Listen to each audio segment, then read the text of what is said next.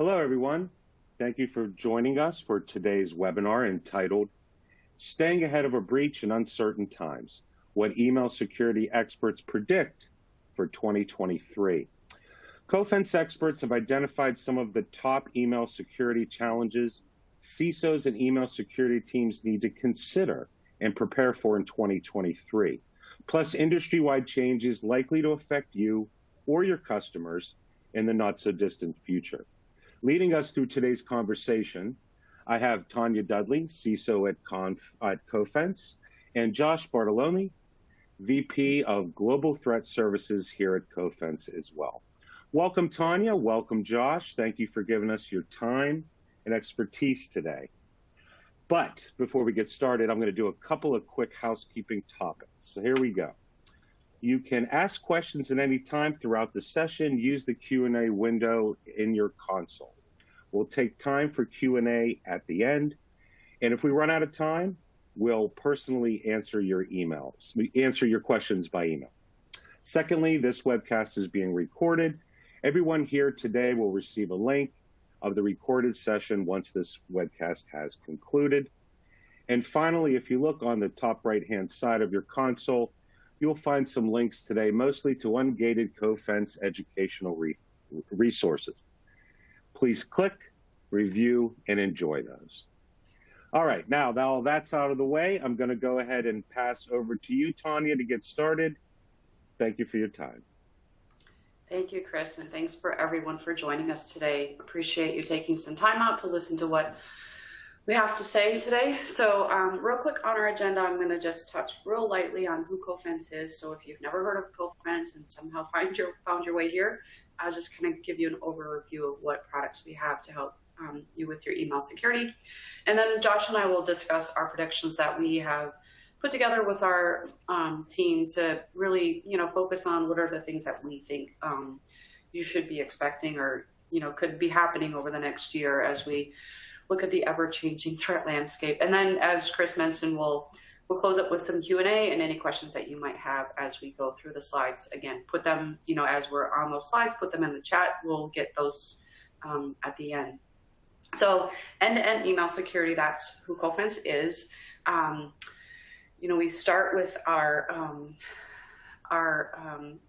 looking at the flow here. We have our validator product, which is our most recent product that we launched probably a year and a half ago. That allows you to see what insights based on Cofense phishing intelligence, human-vetted threat intelligence that's actionable, what is actually making it to an inbox. So setting up an inbox, very similar to your user, looking to see what's making it through. And then again, that intelligence that we have, it is human vetted. We have proprietary collections, as well as some of our own customers' insights that we have that from our Phishing Defense Center or some of our other pieces that we are able to collect that and get those indicators off to you. Because what we see in our Phishing Defense Center, which we'll get into as we kind of talk through some of our content today, is what one customer is seeing might also be seen across several other customers. So kind of sharing that community of IOCs. And then our Protect is currently for our MSSPs, our small, under 5,000 customers that really need some type of email protection, right, to help using our computer vision, our AI models to be able to detect as something is coming into your email box. But then in order for you to get good reporting from your users, you need to condition them, right? Simulating a real threat, very similar to a threat, right? We build all of our phishing templates within our PhishMe awareness product to simulate a real attack, right? And so we base those on what we see. As we mentioned, our intelligence, we take those and make those into templates. And then you were able to send those to your users, condition them to identify those threats that are current and what's actually landing in their inbox, and then reporting that off. And then with triage, we're able to collect those like messages that are reported in. Our latest release of triage coming out this week will feed in those intelligence indicators into those if you're an intelligence customer to be able to identify those already known threats and create playbooks based on those threats and action those. And then most importantly, getting back to the user, right, making sure that if they've reported something in, they need an answer pretty quickly, right? Because if you're not going to get back to them and let them know that's a real threat, then they're probably going to interact with that. So we have that feature in there to respond to them as part of that playbook automation. And then Vision is our latest product when it comes to email security, as far as standing in line next to your Exchange environment to be able to auto quarantine those. Again, taking that intelligence, feeding into your Vision product in auto quarantine those messages. And then if it's something that you actually need and it was, something that you thought it was a threat, you quarantined it, you can also unquarantine that once you're able to analyze that and get that back to the users that are waiting for that business communication. So, Josh, as we get started now, let's talk about some of the things that we've kind of chatted about over the last month or so, of what it is that we think that organizations are going to have to be concerned with when it comes to cybersecurity and their cybersecurity programs and email security. So this first one, cybersecurity is not immune to the recession, right? We've heard a lot of organizations having to make cuts and really kind of looking at their numbers over the last couple months, trying to how do we respond to this? But we also know that threat actors, they're going to take advantage of this, right? And they're not going to slow down or stop sending, attacking organizations. So kind of looking for your thoughts on, what do you think as we get into this recession? Yeah, cybersecurity has always been, it's always been in that field where if we're doing our job, nothing happens. Why am I paying for you? But then also, everybody in the field obviously knows things do happen. So then the question is, well, why am I paying?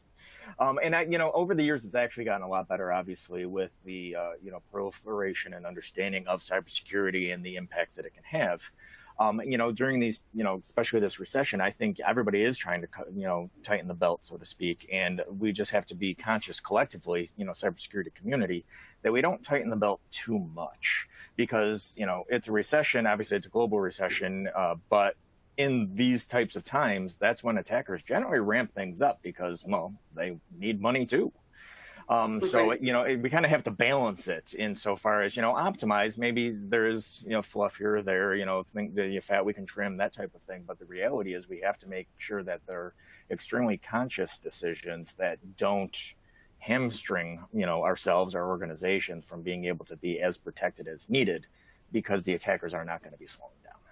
And I think another thing that adds to that as well is, the last few months we've seen the United States with the White House, releasing some executive orders, CISA really hammering on here's, some things that we need to, here's how you should set up your program, right? There's very critical infrastructure that we need to protect.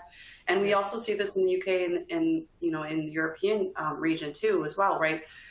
All across the globe, we're seeing new entities create these reasons that you have to, stand up a cybersecurity program even if you're small and haven't done one in the past, right? It's really critical that you pay attention to some of those basic controls. Yeah. No, I mean, it's been known for those in the field that obviously this is a global problem that, doesn't just affect one, selected location, geography, country. And it's good to see that these, kind of these standards and these goalposts are starting to be put in more pervasively. And that's too, and people need to realize that those are, kind of mile markers, if you will, not, I'm here, so I'm good. I mean, there is that constant iteration, loop. Yeah. That's why even on your, the second point here on the slide, my general recommendation is focus on before the breach happens. For those in the field, the term's left to boom, before something happens, because once something occurs, then, I mean, the level of resources that you need, just not even technology, just personnel and time, just becomes truly insurmountable. And I think, in this recession, that's kind of the play, really. I see a lot of value is get ahead of the problem before it happens, and then you don't have to deal with the fallout of it happening. Yeah, it's really aligning it to your risk appetite, right? And where can you more, have better gains in reducing risk or minimizing that risk, right? Or mitigating that risk is focusing on those critical pieces that really keep your organization secure. And it's we look at the chart on the right-hand side here that was recently published by IBM in their cost of a data breach. And we see business email compromise and phishing. Now we tend to put those in one bucket. Those are very top of the mind there. But then that number 3 one, that vulnerability, right? When you think about endpoints, right? Software, that's what threat actors are going after, right? They're sending emails. The emails might contain a link to some malware that is malicious, leveraging those vulnerabilities, or even just going directly to, not even having to send an email, because we have seen a number of 0 days and patches that have been alerted by, with the CVE that needs to get updated, right? And so we know that's another complexity that organizations are having is updating, patching systems, right? Where those entry points. Yeah, absolutely. Agreed. And to your bottom point here too, we're finding that a lot of the cyber insurance companies, which more and more organizations, obviously that goes with their risk appetite and their overall risk management strategy. But these insurance companies now have a laundry list, so to speak, of requirements from a cybersecurity stance. So, any impact or any change to their cybersecurity program, whether it's technology, people, focus, scope, that kind of has to be married into the business side of, we have this insurance, or if we have this insurance, or do we want to have this insurance, and what are those requirements as well? So it's an interesting mix. Yeah, and I mean, having to help our team just fill out, as we renew our insurance, some of the questions that I was having to provide input for, I was surprised. I'm like, wow, they're really getting down into some of the very minutia of the details that when you look at the questions they're asking, they're things that you should have in a basic information security program. But now they're really kind of dictating or kind of really driving organizations. If you want to be insured, then you got to have these things in place, right? And if you have these things in place, your defenses are going to be, better anyways. So in the long run, it helps all of us. It's just a struggle for some organizations that might not have the budget, right, to be able to, or even where do I start, right? Who do I hire first? Do I hire an analyst first? Do I hire a CISO first? Like, where do I even start, right? So, yeah, it's really interesting to see that piece of the market have an impact on organizations. So this next one that we have kind of has a slide on its own, because reliance on crowdsourced intelligence. So, over the years, I know Josh and I, we've both, lived in organizations that have dealt with some major incidents, right? And some of the things as we've evolved as a profession, right, and as an industry, is we need to share more. And we are starting to see really the impact of the ISACs having on communities to be able to share. And I know, Josh, what we kind of see is, even though you're in one industry sector, we can see those same IOCs across multiples. And so one of the things that we've been able to highlight with our vision report recently is just being able to show you what are some of those indicators and how those are coming across. So I don't know, Josh, where do you want to go with this one? Because I think there's a lot of directions we could go here with this whole concept of crowdsourcing and sharing.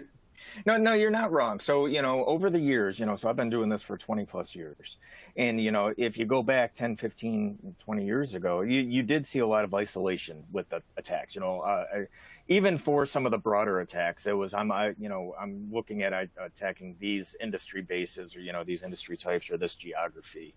Over the years, though, especially in the last 5, give or take, 5 to 7 years, that still happens. I'm not discounting that there's definitely industries or specific targets, but what we're seeing is a lot of the attacks by these attackers are, I don't want to use the term spray and pray, but it's more of attacks of opportunity. Is why not send it to every industry versus just that one vertical?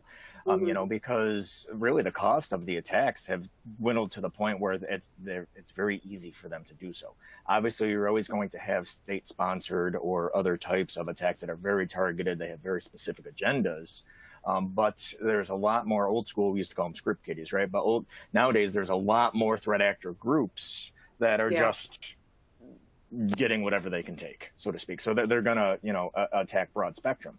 And kind of what you're seeing here on these charts. So what this chart actually shows is it is some of the results from some of the, the Cofense solution set, insofar as these are, emails that were identified in mailboxes of end users. So they bypassed, they made it through security controls, and they're sitting in the inbox. And then, based on our crowdsourced intelligence, we were able to identify and pull those out.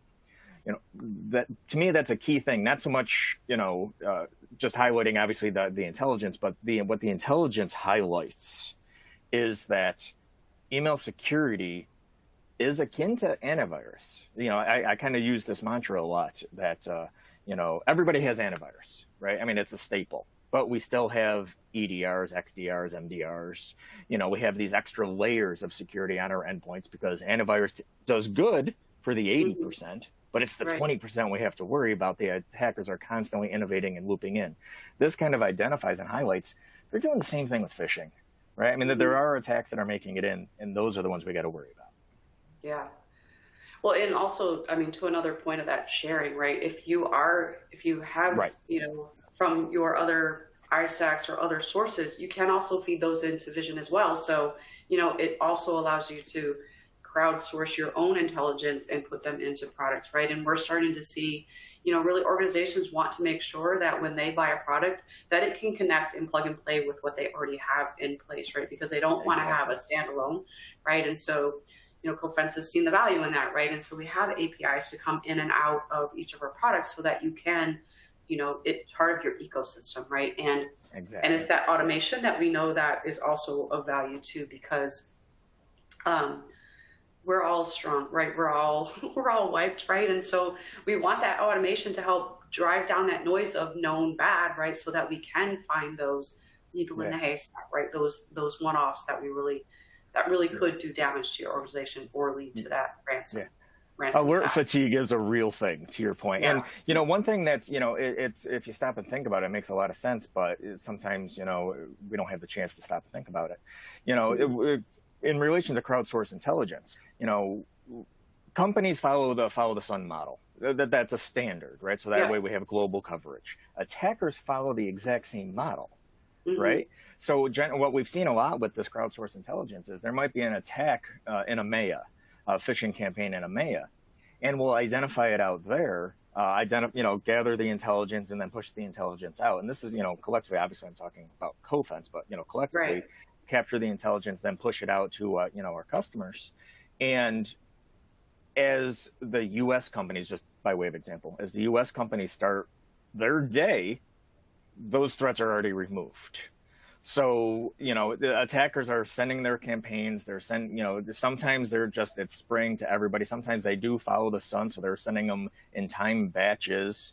So, having that broader that broader scope of crowdsourced intelligence actually can help minimize, maybe in some instances, maybe not eliminate, but minimize the impact, because then you can identify threats before anybody actually clicks it, whether it's an attachment or a link or how have you. So there's value for that aspect as well. You can be protected because somebody else identified something that made it to them. Yeah, I often will hear somebody say, phishing is just a technical problem. You can script it out, right? You can automate it out, which we see every day. That is not the case. So I know we could go on and on about this one. Yeah, I could. Because there's so much more we could dig into that one. So one of the top threats that we see, right, credential phish, and then it becomes BEC. BEC is that next thing that we continue to see evolve. We continue to see it's really difficult on how to manage it, right? Because it really does come down to making sure your organization knows what to spot. Like, is this really from that person who said who it's coming from? Are they really asking you for something, right? It's usually about, in our research, what we've seen, it's about that second or third email where they're getting to the ask. And, we've done some research around that and have reports on that. But when we look at the losses for just this year at $43 billion and, meeting with some law enforcement last week, their confidence rating is this is actually only about 30 to 40% of the real number, right? Because we know that it is so underreported. And some of these top themes, when you look at them, direct deposit, gift cards, vendor email compromise, right? Where they're leveraging a spoofed email, getting you to change the bank account number on your accounts payable, vendor master file, right? And then that payment is now being made. I hear story after story after story of, some small business or some, mid-sized business losing sometimes even $1 million, right, of a payment that they were paying to, it's part of that supply chain, right? They were always paying the same person. They do business with them, but they don't find out until a month or two later when they get the late due notice of, why haven't you paid us? And they're like, we did, right? And then it's at that point too late. So BEC is complex, right? It's really about your business processes, right? Looking to see where are some ways that we can add some additional controls. Having worked in finance, it's, you already have a lot of controls, from a financial perspective already, but, it's really, how do we update those, right? There's always room for updating those. Right. Yeah, Josh, what are your thoughts here? So, this is something we see every day, all the time, and it is a lot more pervasive than people think. Because, the timing's always good. Like right now, end of year, a lot of companies are going through benefits enrollments in the US or, compensation changes, year-end stuff, things like that. So, sending an email to finance that is spoofing an employee saying, hey, I need to change my direct deposit so that way, it aligns with my benefits, happens all the time. We see it all the time. Mm-hmm. And, sometimes they don't even know it happens until 1 or 2 paychecks later. And I don't mean to laugh at that, but that's an actual story I heard from a customer. They didn't know until a couple of paychecks later when the employee started asking, how come I'm not getting paid? Right. So there is, and it's hard to solve from a technical stance because a lot of the emails just are plain text. Hey, I need to be able to do this. And it looks legitimate. And then when you layer on top of that, to your point, whether it was a compromised third party, whether it was an email hijack, so they're actually using legitimate emails. We've even seen instances where threat actors have hijacked an email, changed an invoice, so it updated their bank account number on the invoice, and then resubmitted it saying, this is the correct invoice, please pay me. Mm-hmm. So it's hard to track these. So this is where, to your point, the controls are going to definitely be personnel management, expectation management. A lot of times it's going to be pick up the phone and call the person and verify this is the ask. If you get a new, an invoice and it looks a little bit suspicious or a bank account has changed, for finance, obviously, call the supplier, call the vendor, call the customer. You're having the ones that are being targeted consistently between finance and HR. And benefits teams, which usually fall under HR. Those are the ones that are constantly being inundated with these. And it's hard. And to your point, can technology help with some of this? Absolutely.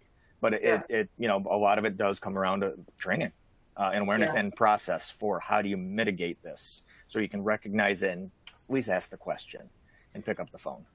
Yeah.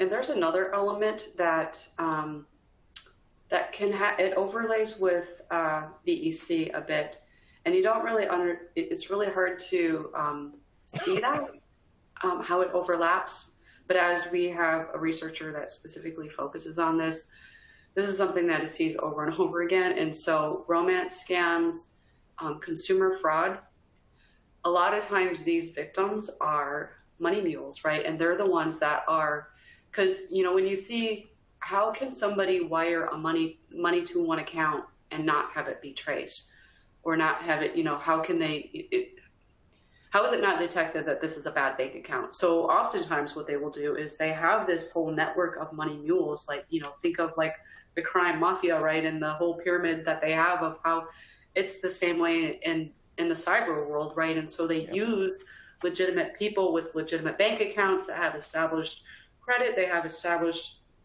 themselves, and they use them to then move this money. They might not move the $1 million that they stole from somebody, but they'll say, hey, I'm going to have this money deposited in your account. It's from one of my relatives.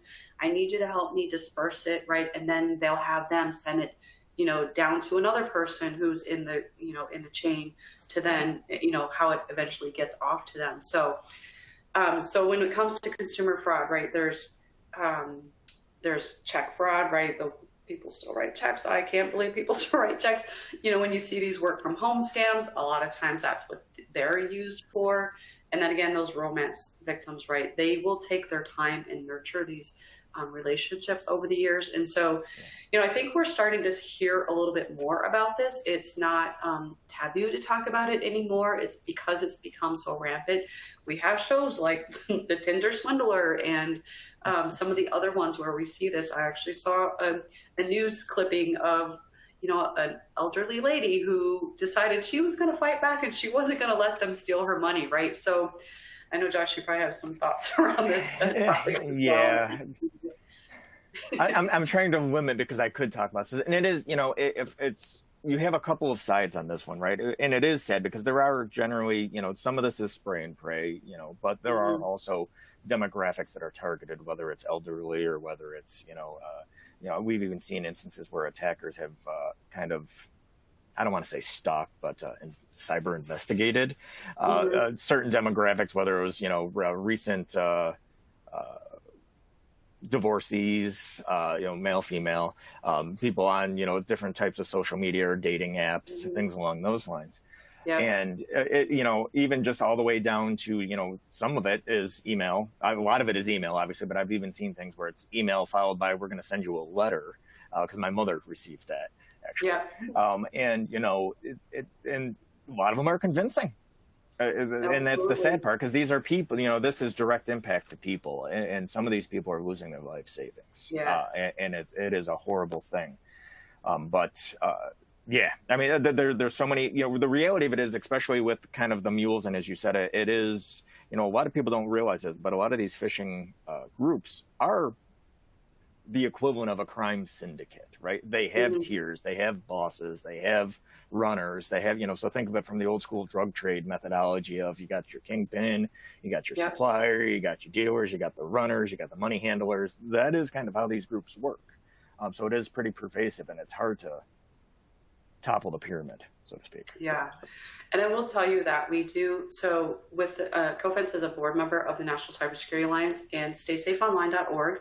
If you want to be able to provide your employees or provide some content to your friends and family, lots of stuff there. And they even did a campaign earlier this year on romance scams and what to look for. So there is lots of content available, right? Because people are starting to talk about this more. So there's lots of ways that you can still get the word out, right? We always want something that we can take home to our friends and family. I know when I did awareness, I had many questions about, is this something I can share with my friends, right? Or my family? So lots of content there to help you with kind of just educating, right? Because at the end of the day, it does come down to just making sure people are aware that you could become a victim. So, have some heightened, be heightened about some of the things that might be happening. All right, so Josh, this is always a big topic, right? Consolidating email security, right? We hear about digital transformation. We are starting to see, organizations saying, I'm paying Microsoft a lot of money, so I'm just going to use these. I'm just going to use them for what we have, and then cost optimization, right? So I know that, oftentimes when we publish a blog or we put out, some of our images of what we see, we'll tag the secure email gateway on there, right? Because we want people to understand, like, this still made it through these controls, right? So while we might start wanting to peel back these layers, they're still making it through. And like, our threat actors are testing constantly, looking to see how do I get it past this, detection? What is another method I can use to get around this, right? Yep. I'll let you kind of expand on that. So this one's interesting. I've been talking about this one for years and years. Like I said, I've been in operational security for over 24 years. And, this is a pattern. Every 5 to 8 years, give or take, peaks and valleys, swings. You go from, let's consolidate all of our cybersecurity so we can do cost optimization, trim up the budget, trim the fat, so to speak, and optimize our resources, to then the downward swing, defense in depth. Let's not have all of our eggs in one basket. Let's diversify our cybersecurity portfolio so we have a lot of different vendors covering a lot of different parts. And even if there is a VEN overlay, it provides us with control points of validation. Insofar as, these did detect, but this detected this chunk of things over here, this detected this chunk of things over here. We're in, because of the recession, and because if I actually map this to the 5-8 year, kind of sine wave, so to speak, that I've seen over, the last 20 plus years. It does map to that. And right now with the recession, with the surge of everything that's happened between, 2019, 2020, 21 in regards to cyber events, there was a lot of, small organizations that I do this one thing, and companies bought those services. So now we're back into that swing of, like you just said, paying a lot of money to Microsoft. They're handling our email. Why not just put all the eggs in that basket, cut our costs, trim it up a little bit, and see what we can do for cost optimization. Because I'm not saying one is better than the other. I mean, personally, I like a defense in depth, but what generally happens is it always kind of goes high peaks and low valleys. So the consolidation tends to be a little too much, but then the diversification tends to be too much as well. Then you have 20 isolated product sets that are doing just one thing that you have to have teams to manage. So I'm seeing that happening right now with the consolidation. There is a concern I have from a security perspective, because every time this happens, again, just anecdotally, over the years I've seen it, that ends up with a series of generally a large couple of breaches or security events that then kicks off that next phase of, okay, well, we need to diversify. Somebody has an exploit, somebody has, a CVE or vulnerability, I should say. Somebody has a data breach that then has a downstream effect to all of their customers. It's fairly pervasive.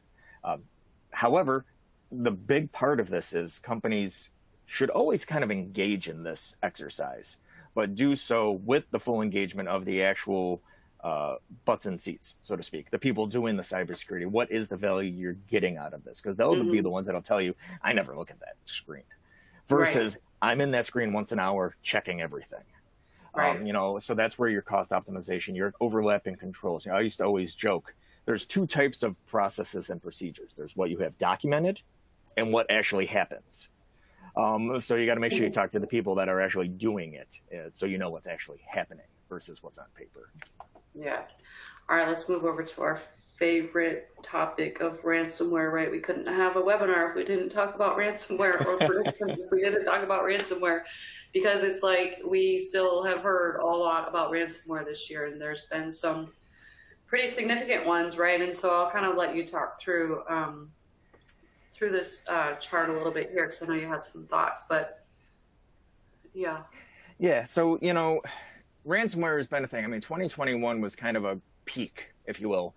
The first half, I should say, of 2021 was kind of a peak for ransomware. Then it tapered down a little bit. What we're seeing is ebbs and valleys, peaks and valleys again with ransomware. But there are some huge things that stand out. So one, beginning of this year, obviously the situation with Russia and Ukraine, we're seeing the full weaponization of ransomware actually attacking a nation, right? Attacking an actual country. Because there's kind of been, I could sit here and talk about the actual campaigns, month over month. But the reality is it's kind of been a nonstop barrage from Russia to Ukraine, attacking Ukrainian businesses, infrastructure, critical infrastructure, things along those lines. Even to the point where there's, been corollary to organizations that are supporting Ukraine being victimized or attempted to be victimized by Russian-based ransomware attacks. So this kind of highlights the more of the nation state weaponization, which we already knew was a thing. I mean, that it was kind of, everybody agreed with it, but it's never really been fully publicized. And if you go back to the Stuxnet days, it was kind of hush hush. Nobody talked about things. Yeah. But now it's just wide out in the open. So I think that's going to be a precedent setting for any type of further conflict, whether it's Russia, Ukraine, or anything else globally. As the time, as we proceed, I think cyber is going to be foremost upfront and publicized. And what that does, too, just as an aside, that causes a lot of copycats, hacktivism, right? So you're going to have the individuals that, have their own political agenda or their own personal agenda, and they're just going to kind of jump in and add a lot of the noise. And with that, you actually have just these others, the crime syndicate, attacker groups, so to speak, the non-nation state affiliated groups. They're going to lean in on this too, because they can hide in the noise. There's less chance of them getting either caught, or because there's so much press about all of this, people are going to pay the money. And the problem that we've seen, especially with 2022, if you look at this chart, by Black Fog, 2022 had a one of the largest spread in regards to identified or reported, I should say, ransomwares. And even last month, October, actually had a milestone in regards to the dollar amount of the ransom. $60 million to a UK company. That was the ransom by Lockbit for them. $60 million. So gone are the days 2, 3, 4 years ago where it was, give me 50,000, give me 30,000. Now we're in double-digit millions. And the one thing I want to call out here too is, you have your ransomware as a service, which is like botnets for hire style, right? So, I just want to attack these industries. I'll give you a cut of the money that I get back. And, they create a business partnership. That's happening more and more because there's a business to be made there. But one thing that I am seeing, which scares me, is, I've talked about this a fair bit here and there, and I won't go too long on this one, but, historically, threat actors followed the standard for war, really, medical neutrality. You don't hurt the helper, so you never attack hospitals, just like at times where you don't, attack the medvacs and, things like that. The last 2 years, that's gone away. We're seeing ransomware attacks on hospitals. There's been confirmed cases where individuals have died because of ransomware. And the mentality that we're seeing now from these attackers are, I just want the money, and you're going to be held hostage, and you're going to pay me because of threat to life. So if anything, I fear the risk to health industry is probably going to be extremely increased over the next couple of years, because if the attack is successful, most of these health industries, the hospitals and whatnot, are actually paying because there is a threat to life. So in attacker parlance, it's easy money, and that scares me. Exactly. And then I think another downstream effect of this is, what does this do to the actuary tables and how cyber insurance companies formulate this, right? And I mean, that's how they base on how much coverage do you need, right? And so that's going to have another downstream impact on, as we see these numbers continue to climb, on what that impact is. So, all right, so Chris, I'm going to hand it back to you to cover some of our marketing aspects before we then hear from you on what questions you have. Thanks, Tanya. Thanks, Josh. That was great. Folks, if you haven't yet, be sure to check out the CoFence educational resources at the top right hand of your panel, as well as these resources we have here up on the slide, including our blog page, our resources section, and the CoFence annual report. Okay, well, it's time for Q&A. As mentioned before, if you ask a question and we don't get to it today, we'll answer it by email. And by the looks here, Tanya, of all these questions, we're probably not getting to all of them today. But no, we have a few. Please go ahead and let's try to tackle them as efficiently as we can. Yep. So I'm going to do this first one because it's real quick. But how often do we update templates in the scenario library? Weekly. We're always adding in. Our content team looks at one of our libraries where we have our real fish threats that come in, and they look to see, is this something that I could turn into a template? And then within a few days, it's in there. So they're constantly being added. So when you're in Fish Me, if you look at that, that suggested search bar at the top, you're going to see some of those feed into there. You can also, I think, filter on, certain specific aspects that you're looking for. So a lot of recent updates, right? So it's ongoing and continuously updating those. So, all right, I'm going to go to this next one. Let me just real quickly.